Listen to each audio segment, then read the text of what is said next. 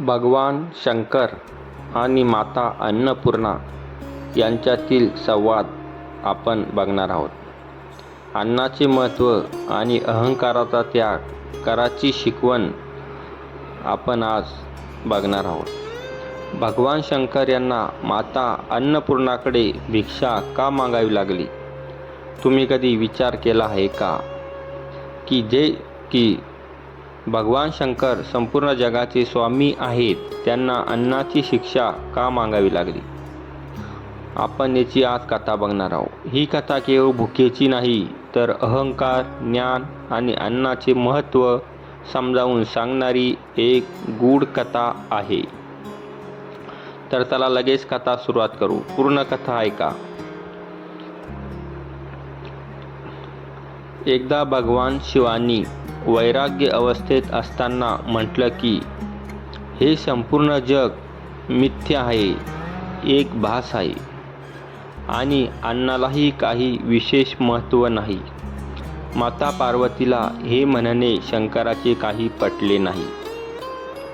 मातेने विचार केला की ज्या अन्नामुळे समस्त जीवांचे जीवन चालते, त्याचा असा अपमान कसा केला जाऊ शकतो?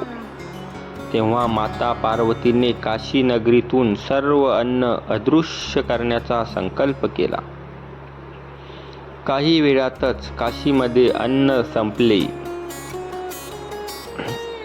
ना अन्नदान ना संपूर्ण नगर भूक आणि कष्टाने व्याकुळ झाले होते. जेव्हा भगवान शंकरांनी पाहिले की अन्नाशिवाय जीवन जगणे अशक्य आहे, तेव्हा त्यांना आपल्या विधानाचा खरा अर्थ समजला. त्यांनी एका भिक्षुकांचे रूप धारण केले, हातात भिक्षा पात्र घेतले आणि ते माता अन्नपूर्णेच्या दारात पोहोचले. माता अन्नपूर्णे स्वतः भगवान शिवाला अन्नदान केले आणि म्हटले, ज्ञान तेव्हाच पूर्ण होते जेव्हा अन्नाचा सन्मान केला जातो. याच घटनेनंतर माता पार्वती माता अन्नपूर्णा या नावाने प्रसिद्ध झाली, जी संपूर्ण जगाला अन्न आणि जीवन प्रदान करते. तसेच अन्नाशिवाय ज्ञान आणि तपस्या अपूर्ण आहे. अहंकाराचा त्याग करणे हेच खरे ज्ञान आहे.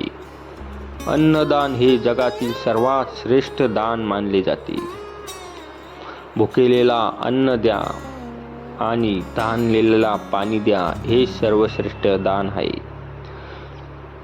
पैशाचं दान हे दान श्रेष्ठ कधीच असू शकत नाही.